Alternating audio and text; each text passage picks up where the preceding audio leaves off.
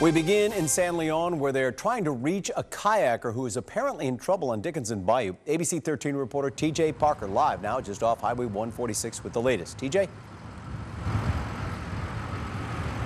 Yeah, Tom, we're under the bridge at 146 in Dickinson Bayou, where you can see several agencies out here searching for that missing kayaker. They tell us this happened around 3:30 this morning. They got a call around 3:30 this morning of two kayakers whose kayak flipped in Dickinson Bayou near a lounge here.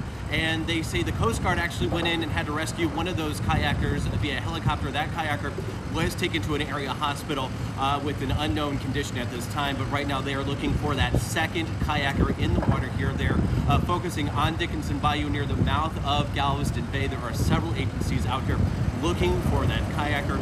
Of course, we're going to be staying out here. We'll bring the very latest once we have it. TJ Parker, ABC 13 Eyewitness News. Overnight, a woman was shot in the head after someone opened fire on the truck she was riding in. Our Courtney Fisher live now with the details on that. Courtney?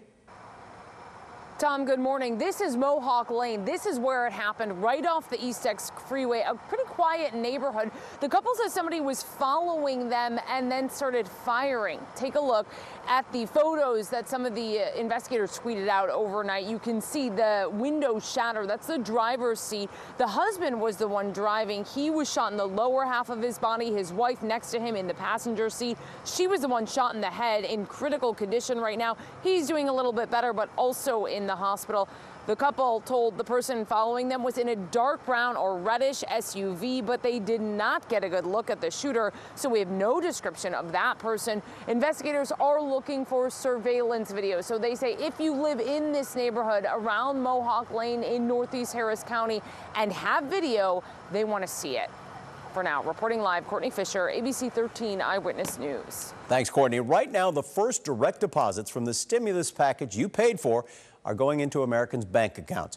Overnight, the Treasury Department ordered the paper checks coming out later this month to have President Trump's name printed on the memo line. It is the first time ever an IRS check will have a president's name on it, but that's what President Trump wanted.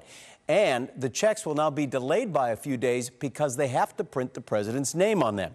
Millions of Americans should have a direct deposit by the end of the day today. And Bree Berry joins us now with the best ways to use the money and when it should finally arrive. Bree?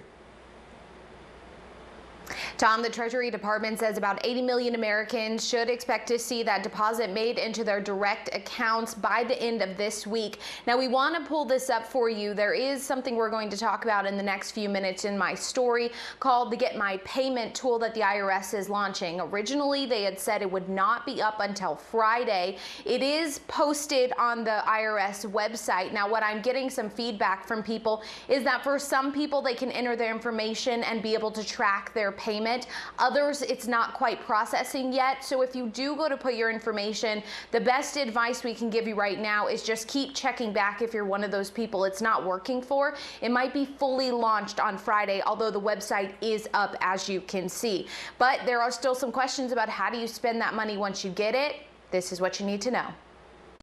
The checks will go out in 3 waves. Most payments will go out this week. That includes Social Security recipients who filed a tax return and included their direct deposit information. Look for direct deposits from IRS Treasury in your statements.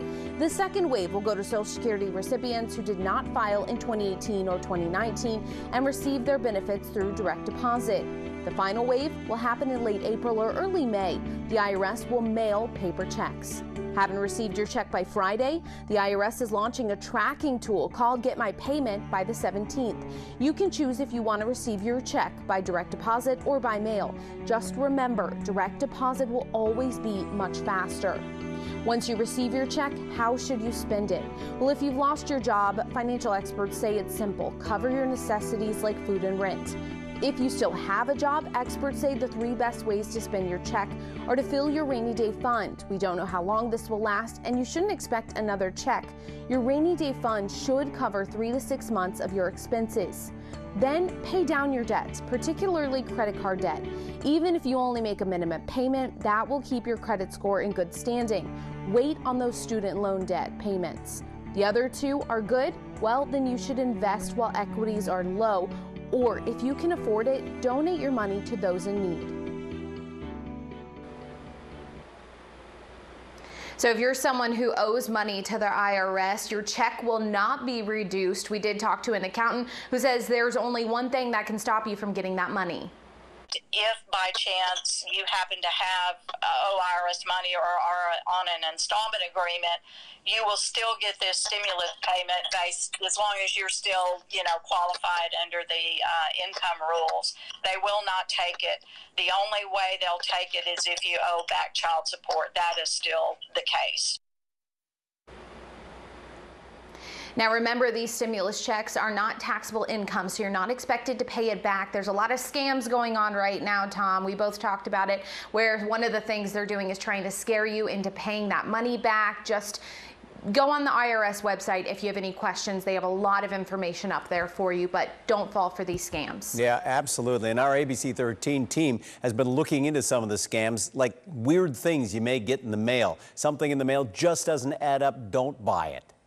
People should be alert that if they receive a paper check in the mail that is an odd dollar amount, particularly if it has cents on the end of it, that is something, and maybe the letter follows with it, well, a portion of this check has been withheld, so please call us to release the rest of the money. That's a scam. You got it. Most of them are scams, and we have the full list from the U.S. Attorney about the other red flags you need to look out for.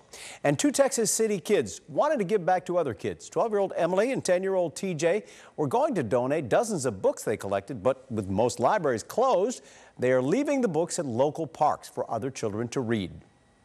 We know right now all the libraries are closed and there are people that don't have books, so if we were to do this, people were to find the books, then they would have books to read. Yeah, what a great effort. And they hope that it inspires others to also give back in these times when people need a lot. Alita? Like good weather.